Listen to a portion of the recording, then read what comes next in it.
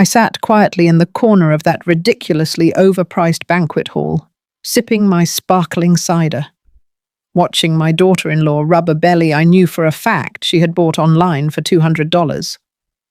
She was waving around a framed ultrasound picture, demanding my son buy her $1 million house in the suburbs to secure their baby's future. She really thought she had him completely trapped, completely unaware that the thick manila envelope resting in my purse was about to blow her entire scam wide open. My name is Beatrice. I am 62 years old and a retired high school principal. I spent my entire career dealing with every kind of liar, cheat, and manipulator you can imagine, so I know a con artist when I see one. I built my life on truth, discipline, and hard work. After my husband passed away when I was young, I raised my son, Jamal, all by myself. I worked double shifts, skipped meals, and stretched every dollar until it screamed, just so Jamal could go to medical school and become a successful physical therapist. I raised a brilliant, generous, and kind-hearted man. But I quickly learned that a kind heart is often just a bullseye for someone with a dark soul. The air in the rented ballroom was heavy thick, with the suffocating scent of expensive white lilies.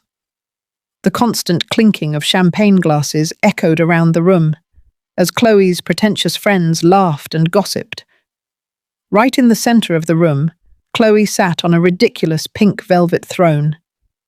She looked like a queen holding court, aggressively rubbing that perfectly round, suspiciously high belly playing the exhausted mother-to-be. Jamal was rushing around her like a hired servant, completely blinded by his excitement over becoming a father.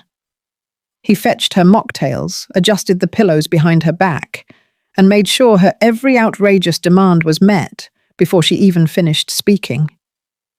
When she complained the air conditioning was too cold, Jamal literally sprinted to find a designer blanket. When she whined that the catered food was too spicy for her delicate stomach, my poor son scrambled to order a special meal delivery just for her.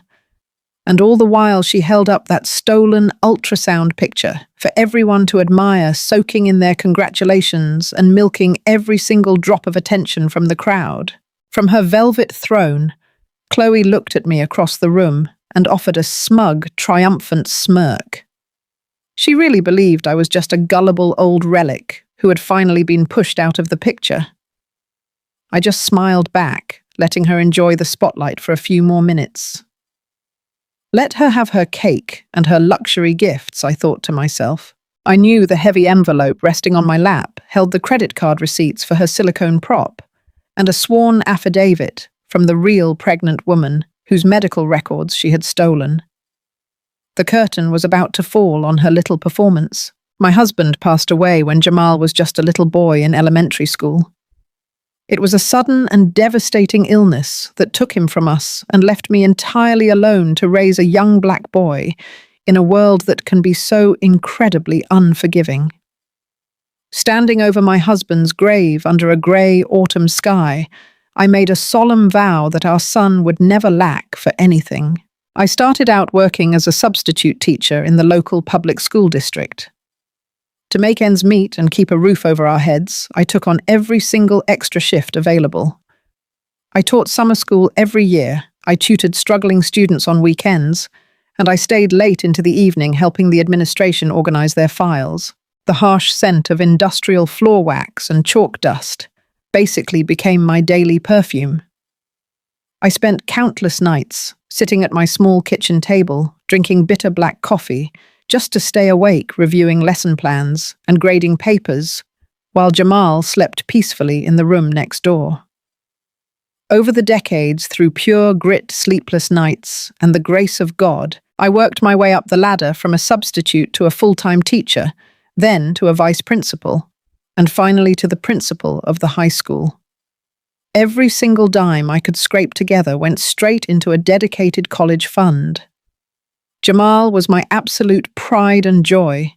He possessed a brilliant mind and a deep, genuine desire to heal people. When he was accepted into a highly competitive doctoral program for physical therapy, I cried tears of pure happiness right there in our living room. I gladly drained my retirement savings accounts to ensure he could graduate and start his career with as little debt as possible. But my beautiful son has one major flaw. He inherited his father's heart. He has a heart so massive and so trusting that it completely blinds him to the cruelty and manipulation of the outside world. He operates under the naive belief that everyone else shares his honesty and integrity. He would literally give the shirt off his back to a stranger in need. He always saw the best in people, refusing to acknowledge that some folks only look at you to see what they can extract. I used to warn him that the world was full of wolves wearing sheep's clothing, but he would just hug me and tell me I worried too much. As a physical therapist, his patients absolutely adored him for his patience and his kindness. He eventually opened his own private practice, and thanks to his hard work, it flourished beautifully. I honestly thought my heavy lifting was done. I believed I could finally rest my tired bones and simply enjoy my golden years, knowing my son was safe, financially secure, and well established in his adult life. But a mother's job is never truly finished, especially when a predator catches the scent of a generous, unprotected heart. Then she walked into our lives. Chloe. From the very first moment Jamal brought her to my house for Sunday dinner, my maternal intuition sounded a loud, undeniable alarm. She walked into my living room, the sanctuary I had paid off with 30 years of sweat and tears, and her eyes scanned the place like she was a health inspector looking for a violation. She offered a tight, incredibly fake smile, and made a snide, offhand comment about how vintage and terribly outdated my furniture was. She boldly suggested I should really consider upgrading to something more modern and upscale now that my son was such a successful doctor. I bit my tongue so hard it almost bled, because Jamal was looking at her like she was the absolute center of his universe. But the warning signs quickly became impossible to ignore. Jamal had always maintained a strict, responsible financial plan to aggressively pay off the remaining balance of his student loans and build his business. Suddenly, those vital funds were being blatantly redirected to buy $1,000 designer handbags, expensive shoes, and luxury weekend getaways for Chloe. She managed to convince him that a prominent business owner needed a partner who looked wealthy and sophisticated to attract the right clientele. Then the emotional isolation began. Our sacred Sunday dinners, a tradition we had kept since he was a little boy, became a thing of the past. Chloe always had a convenient, sudden migraine, or they suddenly had a last-minute brunch scheduled with her pretentious circle of friends. She slowly and systematically built a wall between my son and me. I knew exactly what she was doing. She was cutting off his support system so he would have no one to rely on but her. And then came her brother Trevor. Trevor was a white American grifter with a slick, practiced smile and a brand new business pitch every single week. He was constantly hovering around my son, loudly calling him his brother, and buttering him up with exaggerated fake compliments. Trevor had never held down a real job in his entire life, but he suddenly needed $10,000 for a baby-proofing startup and then another $5,000 for some useless consulting venture that never saw the light of day. Jamal, with his endlessly trusting soul, just kept writing the checks without asking any hard questions. Trevor was just the leech she brought along for the ride, slowly draining my son's hard-earned business accounts to fund a lifestyle neither of them had earned. When I finally sat Jamal down privately and tried to warn him about how much money they were draining from his practice, Chloe found out and twisted my words completely. She cried real tears, telling Jamal that I just did not want him to be happy, and that I was unfairly judging her and her family. She played the innocent victim perfectly, and my son immediately rushed to protect her, leaving me standing in the cold watching my boy be devoured. Jamal was no fool forever. One Tuesday evening, he came over to my house looking exhausted. He sat at my kitchen table holding his head in his hands and confessed that his business accounts were running dangerously low. Trevor had drained another $10,000, and Chloe had just charged a ridiculous amount on a luxury spa weekend. Jamal told me he was going to cut off the joint accounts the very next morning and put his foot down. He was pacing my living room when he admitted the truth. He said the practice was doing well, but the money was bleeding out faster than it came in. He looked like a man carrying the weight of the world on his shoulders. I held his hands and told him he had to protect his livelihood. He agreed and promised to talk to the bank. I breathed a sigh of relief. Finally, my boy was waking up. But a predator always knows when the trap is slipping. The very next morning, Jamal called me crying tears of joy. Chloe was pregnant, a miracle she called it. They had supposedly been trying in secret, and she had just taken the test. Immediately, all talk of pausing the joint accounts vanished into thin air. Instead, the demands skyrocketed to a level that made my head spin. Chloe convinced my son that they absolutely could not raise a child in their current townhouse. She insisted they needed a sprawling $1 million house in a gated suburban community with a massive backyard and top-tier security. She claimed her stress levels were too high for anything less, and that for the safety of the baby, Jamal needed to make it happen. Jamal, blinded by the overwhelming joy of becoming a father, agreed without a second thought. But she did not stop there. A week later, Trevor miraculously launched a brand new luxury baby-proofing business. Chloe manipulated Jamal into writing a massive check to fund her brother's new venture, claiming it was an investment in their child's future safety. I watched my son practically empty his hard-earned savings to keep her happy. She paraded around a framed ultrasound picture, shoving it in everyone's face at every opportunity. She rubbed a belly that seemed to pop out practically overnight. My intuition. The same intuition that helped me run a high school full of teenagers for decades, screamed that something was terribly deeply wrong. Women do not show that perfectly round that fast, especially with a first pregnancy. And the way she held that ultrasound picture like a winning lottery ticket, rather than a sacred bond with her unborn child, made my stomach turn. I smiled and congratulated her because a smart woman never shows her hand until she holds all the cards. I knew I had to keep my eyes wide open. It was a rainy Thursday afternoon when the mask finally slipped and shattered on the floor. I had spent the entire morning cooking a large pot of my signature seafood gumbo. It was Jamal's absolute favorite comfort food, and I knew he was working himself to the point of exhaustion to afford that ridiculous new house. I decided to drop by their townhouse unannounced to leave him a care package. I parked my car a block away because the street sweeping blocked their immediate driveway. Walking up to the front door, I noticed it was slightly ajar. I pushed it open softly, calling out their names, but no one answered. The house was strangely quiet, except for the sound of laughter coming from the back patio. I walked quietly down the hallway, holding the heavy container of gumbo. As I approached the sliding glass doors leading to the patio, I stopped dead in my tracks. Chloe and her brother Trevor were sitting outside at the patio table. I pressed my back against the wall, holding my breath. Trevor was throwing his head back in laughter, holding a tall glass of whiskey. He slapped the table and said, "I still cannot believe you actually bought that thing online for $200. You look like you swallowed a basketball." Chloe laughed a sharp, wicked sound that made the hair on the back of my neck stand up.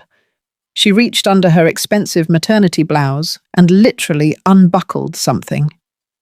I peeked around the corner and felt my soul leave my body. Chloe pulled out a round, flesh-coloured silicone belly and tossed it casually onto the patio chair. She had a completely flat stomach. She took a long drag from a cigarette and exhaled the smoke lazily. "I told you Jamal is too easy," she bragged. "The man is so desperate to be a father, he does not even question why I won't let him come to the doctor appointments." Trevor took another sip of his drink and shook his head. "But what about the ultrasound picture you keep waving around? Jamal treats that thing like the Holy Grail." Chloe let out a snort of pure contempt. Oh, that belongs to my friend Sarah from the clinic. I swiped a copy from her purse when we went out for lunch. She is actually pregnant. Jamal is just looking at another man's baby. I stood there paralyzed. The heavy container of gumbo in my hands felt like an anchor. My own daughter-in-law was faking a pregnancy with a cheap online prop and a stolen medical record. The cruelty was beyond anything I had ever witnessed in my entire life. Trevor leaned forward, resting his elbows on the table. "And the house?" he asked eagerly. "The closing is next week." Chloe smiled a terrifying, predatory smile. I told him my anxiety was peaking, and that for the baby's sake, I needed the deed solely in my name, so I would feel secure. He signed the preliminary papers yesterday. The moment the keys are in my hand, I am filing for divorce and taking half the business too. I felt a surge of righteous anger so powerful it threatened to consume me. They were not just stealing my son's money, they were playing with his heart, his future, and his sanity. They were using the sacred promise of a child as a weapon to completely destroy a good man. My vision blurred red. Decades of fighting for my son, fighting to give him a good life, flashed before my eyes.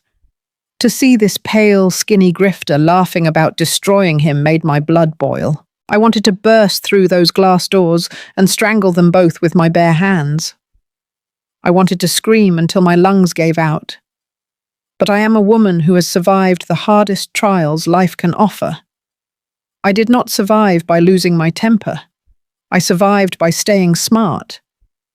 If I confronted them now, it would be my word against theirs.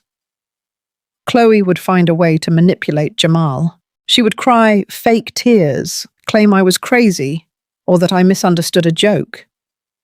I needed undeniable concrete proof. I needed to trap them in a corner they could never escape from.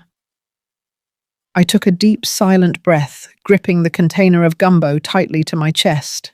I turned around and retraced my steps down the hallway, placing each foot carefully so the floorboards would not creak. I slipped out the front door, closing it silently behind me. I walked back to my car with my head held high. I did not shed a single tear. Tears are for the helpless, and I was far from helpless. I drove straight home and channeled every ounce of administrative discipline I had honed over 30 years of running a school. When you want to expel a dangerous student, you do not yell, you build an airtight paper trail. I immediately called a highly discreet private investigator named David. I met him the very next morning at a quiet diner across town. I handed him an envelope of cash and told him I needed Chloe and Trevor monitored around the clock. I needed their financial trails followed, and I needed hard evidence. David was a professional. He went to work immediately. While my son worked 12-hour days to pay for a non-existent baby, I watched Chloe continue her disgusting performance. She complained about swollen ankles and back pain. I smiled, rubbed her shoulder, and played the doting grandmother to perfection. I nodded sympathetically when she said she was too tired to cook. I bought her expensive pregnancy teas. I let her believe she had me completely fooled. Meanwhile, David was delivering a mountain of devastating evidence directly to my secure email. Within 3 weeks, I had everything I needed to destroy her. First, David managed to trace the purchase of the silicone belly. He found the exact credit card receipt from an online theatrical prop store, billed directly to Trevor's name and shipped to a private post office box. Next, David followed Chloe and Trevor on one of her supposed spa days. Instead of a prenatal massage, she and her brother were sitting in a dimly lit dive bar 2 towns over. David secured crisp, high-definition video footage of my heavily pregnant daughter-in-law chain-smoking cigarettes and taking back-to-back shots of expensive tequila, laughing uproariously without her silicone prop. She was wearing tight, high-waisted jeans with a perfectly flat stomach. But the final nail in her coffin was the ultrasound. David tracked down the friend Chloe had mentioned on the patio. Her name was Sarah. I met with Sarah personally. When I showed her the framed ultrasound picture Chloe had been parading around, she gasped in horror. She recognized her own baby immediately. Sarah was deeply disgusted by the manipulation and agreed to sign a legally binding sworn affidavit confirming the ultrasound belonged to her and that Chloe had absolutely no right to it. She even provided her own original medical files to back it up. I sat at my kitchen table, spreading the documents out before me. The credit card receipts, the high-definition photographs of her drinking at the bar, the sworn affidavit from Sarah. It was a masterpiece of evidence. I had built a cage of truth so strong that no amount of fake tears or manipulative lies could ever break through it. Chloe thought she was playing a game with a naive old woman. She did not realize she had picked a fight with a mother who would burn the world down to protect her child. I gathered the papers, tapped them neatly on the table, and slid them into a thick manila envelope. The trap was fully set. Now all I had to do was wait for the perfect moment to snap it shut. I watched my son kiss her fake stomach and talk to a piece of rubber with so much love and devotion, it broke my heart into pieces. Every time I saw the exhaustion in his eyes, I tightened my grip on that envelope. I knew the pain of the truth would shatter him, but the pain of living a lie would eventually kill him. I was ready. The baby shower was approaching, and she had demanded the most extravagant party the city had ever seen. She wanted an audience for her grand performance. I decided to give her exactly what she wanted. An audience she would never, ever forget. I swallowed my pride and walked back into my son's house the very next day, carrying a massive bouquet of pink and blue balloons. If Chloe wanted a performance, I was going to give her a masterclass worthy of an Academy Award. I walked into their living room with the widest, warmest smile I could possibly muster. Jamal was at the clinic working yet another double shift, leaving Chloe lounging on the custom leather sofa, aimlessly scrolling through her phone. I rushed over and threw my arms around her, acting like the overjoyed grandmother who had just received the absolute best news of her entire life. I told her how thrilled I was, how this baby was a beautiful blessing from above that our family so desperately needed. As I spoke those sweet lies, I reached out and gently rested my hand right on her stomach. Through the thin, silky fabric of her expensive maternity shirt. I felt it. It was completely rigid, lacking the natural shifting warmth and softness of a real pregnant belly. It felt exactly like a piece of industrial-grade silicone. I forced my hand to stay there for another long second, offering a silent prayer for patience before pulling away with a bright, convincing smile. Chloe barely looked up from her screen, but she soaked up the attention like a parched sponge. She immediately launched into her extravagant demands for the upcoming baby shower. She told me she needed a venue that screamed luxury, specifically mentioning the Grand Orchid Ballroom downtown, a place that costs a small fortune just to rent for a basic afternoon gathering. She rattled off an absurd list of requirements, including catered lobster custom imported floral arrangements and a live string quartet. She casually mentioned that Jamal was far too busy grinding at the clinic to pay for the new house to handle these trivial details. She looked me dead in the eye and said that since I was going to be a grandmother, it was my absolute duty to step up and foot the bill. I smiled sweetly, masking the inferno raging inside my chest, and told her not to worry about a single penny. I promised I would handle the entire extravagant budget. That was the moment her sheer arrogance completely took over. She set her phone down, looked me up and down with absolute disdain, and let out a cold, mocking laugh. She actually leaned forward and told me it was about time I made myself useful to her new family. She said I was nothing but a gullible old relic, clinging desperately to my son, and that once this baby arrived, I would quickly need to learn my place. She warned me that she would be setting very strict boundaries, heavily implying I would barely see my grandchild unless I continued to silently finance their lavish lifestyle. She literally called me a relic to my face. Sitting comfortably in a house my son paid for wearing a fake belly, funded by my son's exhausting hard work. I kept my warm smile plastered on my face, nodded politely and told her I understood her perfectly. I told her I would make absolutely sure this baby shower was an event that no one in our city would ever forget. She smirked, genuinely thinking she had completely broken my spirit, completely unaware that she had just handed me the very shovel I would use to dig her grave. I left her house that afternoon feeling a cold, calculating calm settle over my soul. The very next morning, the sun had barely risen when I drove straight to the sleek downtown office of Mr. Sterling. He is a ruthless, brilliant attorney I had retained years ago when my husband passed, and I trusted him implicitly. I also brought along Jamal's longtime financial advisor, a meticulous and loyal man named Gregory. I walked into that immaculate boardroom, opened my bag, and laid the entire stack of evidence produced by my private investigator right in the center of the heavy mahogany table. I spread out the high-definition photographs of Chloe drinking tequila, the credit card receipts for the silicone prop, and the sworn, notarized affidavit from the real pregnant woman whose medical records had been stolen. Mr. Sterling reviewed every single page with a grim, tight-lipped expression, while Gregory just shook his head in absolute disgust, muttering under his breath about the sheer audacity of the woman. But it was what Gregory had discovered on his end of the investigation that truly elevated this situation from a simple, greedy scam to a devastating, highly orchestrated financial crime. Gregory pulled out a stack of banking records and legal drafts he had managed to flag just in the nick of time. Chloe and her grifter brother Trevor had been incredibly busy behind my son's back. They had secretly drawn up a complex series of corporate transfer documents.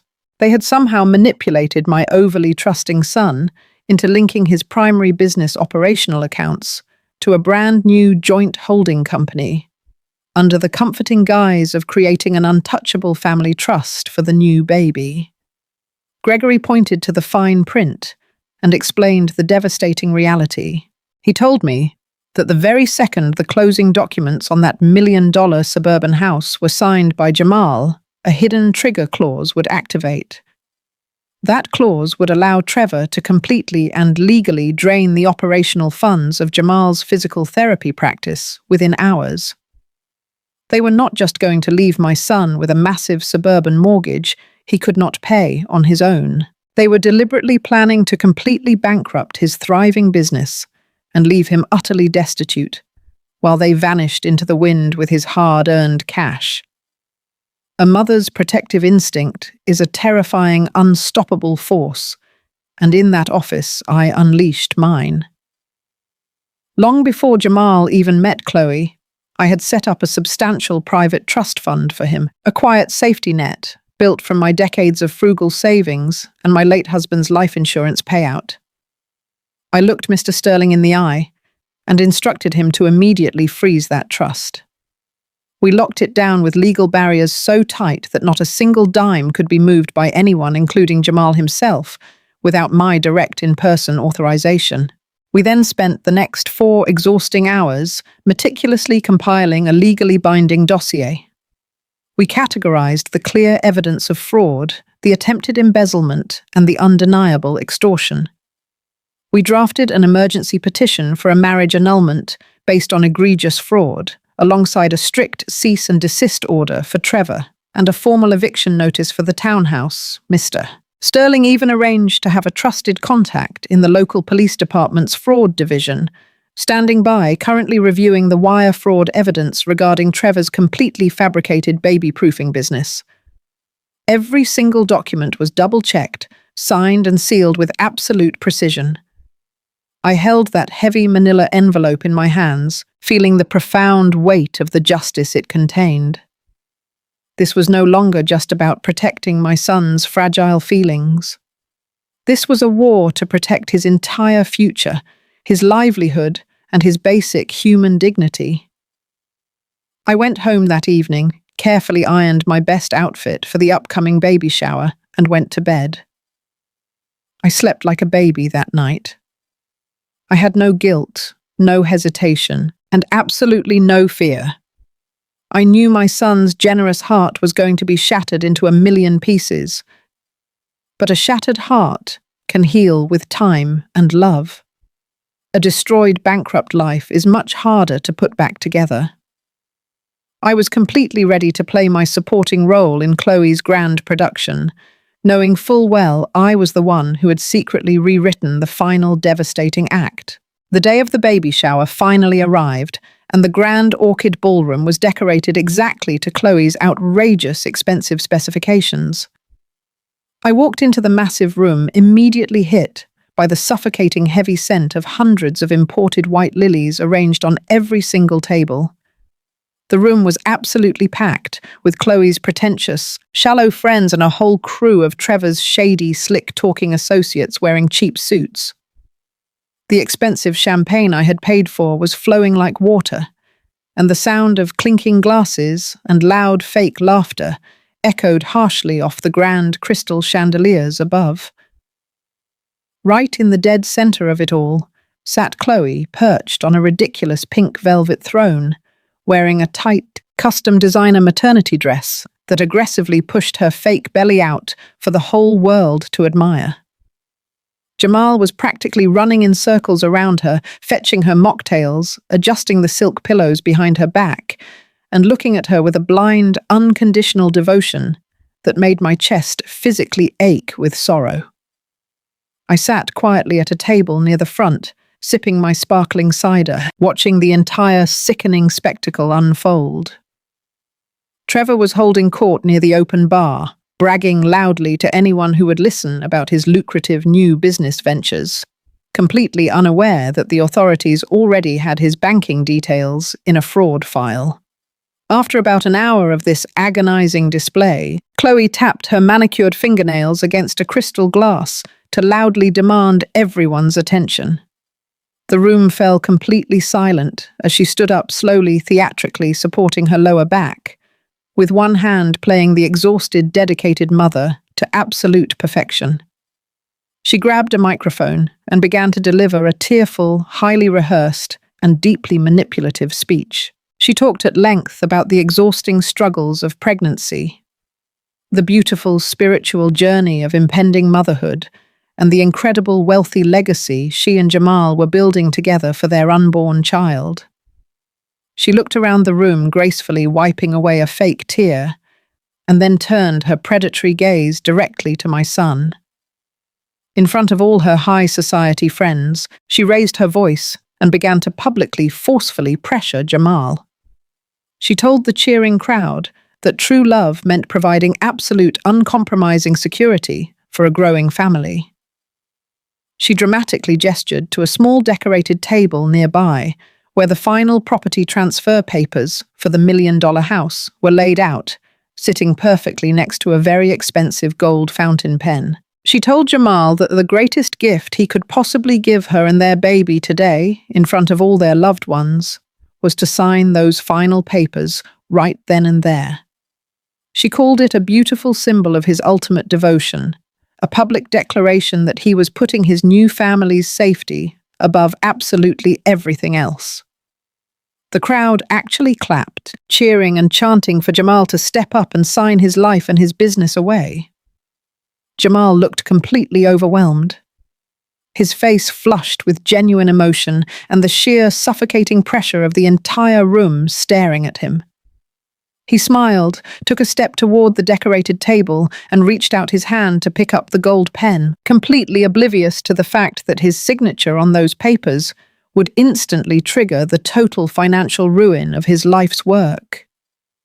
Chloe's eyes gleamed with a cold, predatory, victorious light.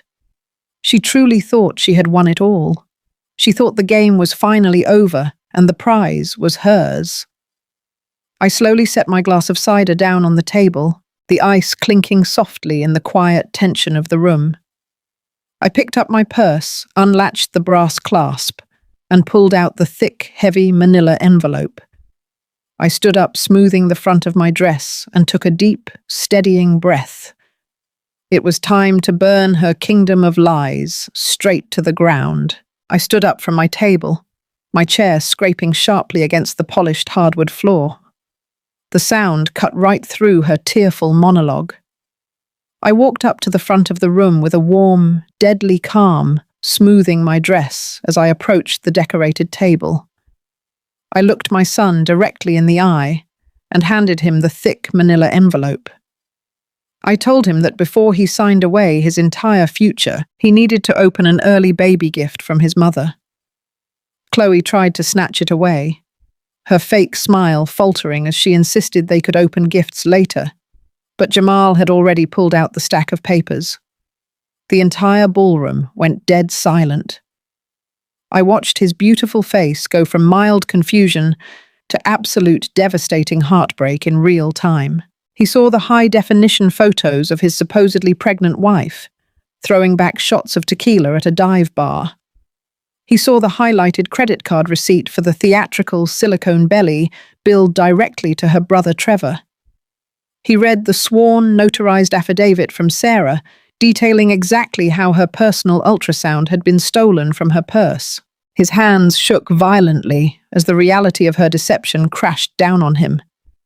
He looked at the woman he loved, the woman he thought was carrying his first child, in a voice so quiet and broken it made my own heart ache.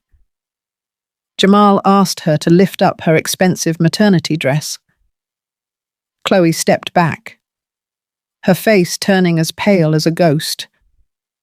She started stammering frantically, trying to play the victim. She cried out to the room, claiming I had forged the documents because I was a jealous, bitter old woman who wanted to ruin her life. But Jamal did not back down. He stepped closer, his voice rising, demanding she show him the baby right then and there. The panic in the room was palpable. Her pretentious friends started murmuring and stepping away from the velvet throne. Suddenly, Trevor lunged forward. He puffed out his chest, stepping aggressively toward my son, shouting that Jamal had no right to disrespect his sister in front of her guests. I stepped right between them, staring up at this grifter without an ounce of fear. I looked Trevor up and down and told him he had much bigger problems than his sister's fake pregnancy. I informed him loudly that my lawyer had already forwarded his corporate transfer drafts and bank records to the authorities, detailing exactly how he planned to drain Jamal's business accounts the moment that house closed. I told him the Financial Crimes Division was well aware of his completely fabricated baby-proofing company. Trevor froze, his aggressive posture instantly collapsing into pure, unadulterated fear as the truth echoed across the silent ballroom. Before Trevor could even attempt to formulate a lie, Jamal reached out and grabbed the hem of Chloe's expensive designer maternity dress. With one swift, decisive motion, he pulled the fabric up. There, strapped tightly around her waist, with thick nylon elastic bands, was the pale, rubbery silicone prop. A collective, echoing gasp rippled through the crowd of high society friends and shady associates. Women covered their mouths in absolute horror, and the silence was instantly replaced by shocked whispers. Chloe stood there entirely exposed, the crude straps of her fake belly digging into her perfectly flat stomach. She frantically tried to unbuckle the prop, crying genuine tears of ultimate humiliation, as the very people she had tried so desperately to impress pulled out their phones to record her spectacular downfall. Right on cue, the heavy double doors of the grand ballroom swung wide open. Two uniformed police officers strode confidently into the room, scanning the crowd and asking for Trevor by name. They announced clearly that they had a warrant for his immediate arrest regarding multiple counts of wire fraud and attempted embezzlement. Trevor did not even try to put up a fight. He simply held out his wrists, his face completely defeated and pale as they handcuffed him and marched him right out of the extravagant party he had eagerly helped plan. Jamal turned his back on the pathetic scene, his posture straightening as the blind devotion finally left his eyes for good. He looked down at Chloe, his voice cold and devoid of any affection. He told her she had exactly 1 hour to pack her personal belongings and get out of his townhouse forever. He announced loudly to the remaining crowd that there would be no $1 million mansion closing, no shared business accounts, and absolutely no marriage to save. He informed her that my legal team had the annulment papers drawn up and ready to file the very next morning, citing egregious premeditated fraud. Chloe dropped to her knees right there on the polished hardwood, begging and pleading, promising she could explain everything if he just gave her one more chance. But Jamal simply turned around, walked past her, wrapped his strong arm around my shoulder, and gently guided me toward the exit. We walked out together with our heads held high, leaving her kneeling on the floor of that rented ballroom, surrounded by melting ice sculptures and wilting imported lilies. Within a week, the annulment was successfully finalized. The townhouse lease was legally terminated, and Jamal's private medical practice was completely secure. Chloe lost the lavish lifestyle she had tried so wickedly to steal, leaving my son's home with absolutely nothing but a single suitcase of cheap clothes and that ridiculous rubber belly. She thought she could outsmart a mother who had spent her entire life protecting her only son, but she learned the hard way that you cannot con a woman who built her entire world on truth, vigilance, and hard work. Justice had finally been served, and my son was completely free. A year has passed since that dramatic afternoon at the Grand Orchid Ballroom, and the air in my home finally feels light and peaceful again. Time has a beautiful way of washing away the dirt left behind by toxic people. Jamal is healing slowly but surely. The betrayal he suffered cut him deep, but it did not break his spirit. Instead, it made him wiser and much more discerning.